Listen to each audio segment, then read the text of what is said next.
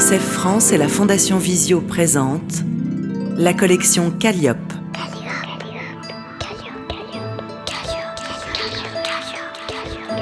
Des livres pour tous les enfants, y compris aveugles ou malvoyants. Chut, écoute. Je m'appelle Waka Waka Lore. Waka Waka Lore, avec un bruit de raclement de gorge à la fin. Texte, Shanna Stiefel. Illustration, Mary Sullivan. Il y a très longtemps, à l'époque de la préhistoire, Waka Waka Lore est une mignonne petite fille aux cheveux roux, crépus, coiffée de 2 couettes hautes. Elle a un visage rond, des yeux bien noirs, des taches de rousseur sur les joues et est toujours pieds nus. Waka Waka Lore était d'humeur explosive. Elle sort de chez elle en boudant, les sourcils froncés, son sac en fourrure sur le dos. Des ptéranodons volent dans le ciel, un volcan crache des petits nuages de fumée. Tout le monde se moquait de son nom. Dans la cour de l'école, elle s'efforce de faire rouler une grosse pierre ronde. Des gouttes de sueur tombent de son front. Une fille aux cheveux blonds la regarde. « Allez, fais rouler ton rocher plus vite, voilà, lui cria Oug. « C'est pas mon nom, grogna Waka Waka Lore. Au cours de défense contre les dents de sabre, un petit garçon s'approche dans le dos de Waka Waka Lore, qui dessine tranquillement avec une copine. Il porte un effrayant casque de tigre avec des dents ultra pointues. « Méfie-toi, Wamaba Maslama !» hurla Boog. Waka Waka Lore se lève d'un bond et agite ses bras à toute vitesse. « C'est pas mon nom !» fulmina Waka Waka Lore. Au cours de maniement de la massue, elle s'apprête à taper dans un gros caillou avec une massue en bois.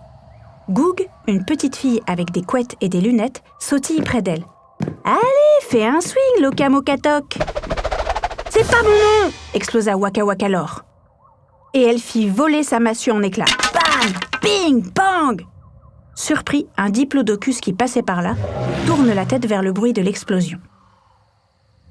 Le soir, dans sa caverne, elle est assise à table avec ses parents. Elle fait des gribouillages sur un cahier. Son papa et sa maman travaillent sur des sortes d'ordinateurs en pierre. « Pourquoi es-tu si grognon, ma douce ?» lui demanda maman. « Je veux changer mon nom pour Gloop », déclara Waka Waka Lore. « Gloop est un joli nom, fit papa. Mais Waka Waka Lore est dans la famille depuis tant de lunes. » Près d'eux, un bon feu de cheminée réchauffe la pièce aux murs couverts de dessins. Un télescope est installé devant une fenêtre, un chat dort tranquillement, un chien est couché sur un petit tapis de fourrure. Waka Waka Lore prend son bain dans une baignoire en pierre. Elle fond en larmes.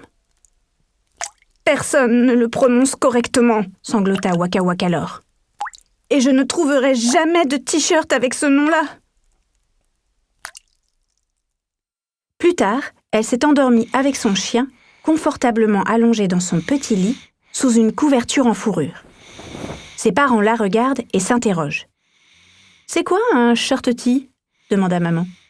« Moi, je crois que notre fille a perdu la tête, dit papa.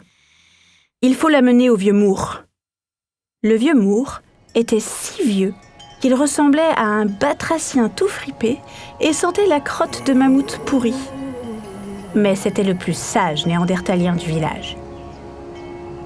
Il a des cheveux blancs attachés en queue de cheval, porte une longue tunique blanche et a plein de colliers et bracelets et une boucle d'oreille en os.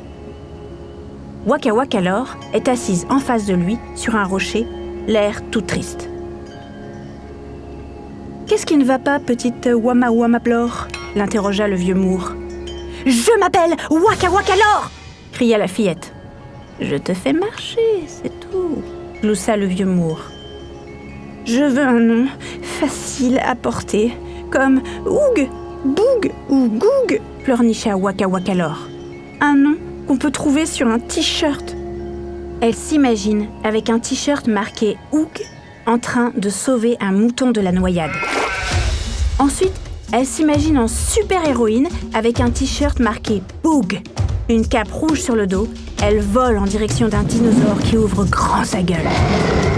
Elle rêve ensuite d'être une cosmonaute sur la Lune. Elle porte un t-shirt marqué « Boog » et un casque transparent sur la tête. Elle sourit à son chien qui l'accompagne et qui a aussi un casque sur la tête. Très loin, sur la Terre, des gens la félicitent en criant « Go, go, go, go, go, go !»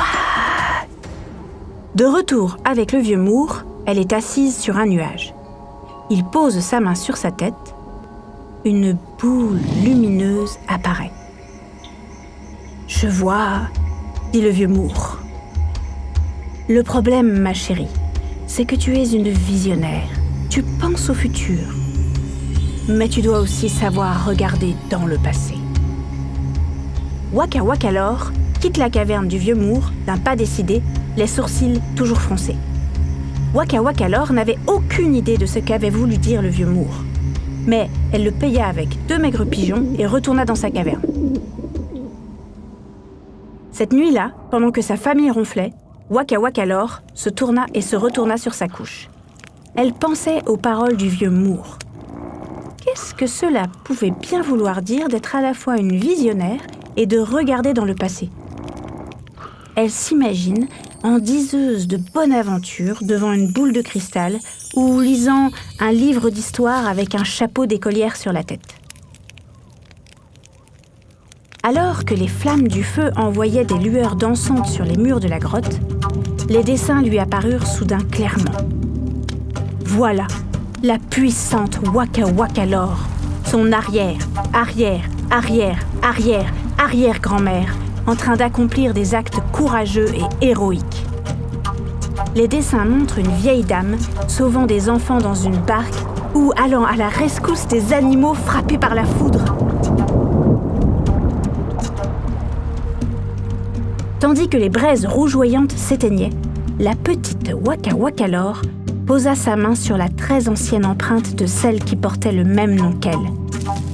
Elle correspondait parfaitement à la sienne. Le lendemain matin, Waka Wakalor, un grand sourire aux lèvres, rejoint ses parents qui prennent le petit déjeuner. « Bonjour, Gloup », lui dit papa. « Je ne suis plus Gloup. Je suis Waka Wakalor, qui pense à l'avenir et voit le passé. » Elle s'installe à table et croque dans une tartine avec un œuf au plat. Son père la regarde à travers un verre qu'il pose sur son œil. « Et que vois-tu » lui demande papa. « Et à quoi penses-tu » interrogea maman. « Je vois que mon nom est puissant, comme mon arrière, arrière, arrière, arrière, arrière-grand-mère, dit Waka Wakalor. Elle grimpe sur la table avec son bol de céréales et je pense pouvoir me servir de mon nom pour aider les autres. Au tournoi de Roule-ton-rocher suivant, Waka Wakalor eut une idée géniale. À l'école, en plein air, elle est assise à un stand. Toute contente, elle inscrit des noms sur des t-shirts blancs accompagnés d'un petit dessin.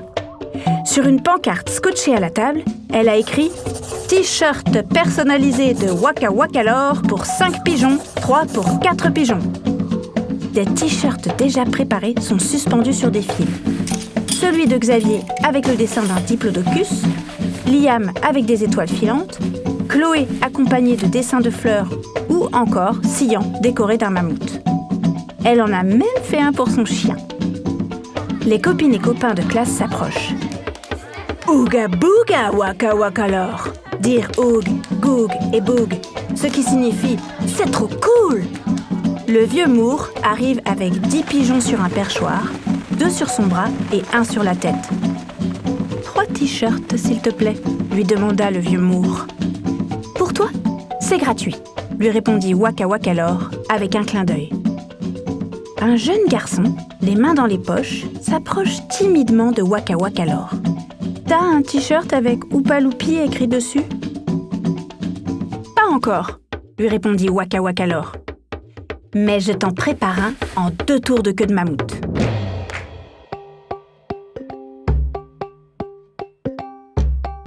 Une audiodescription écrite par Dune Cherville, avec la voix de Marie-Félix, création sonore Alexis Robin.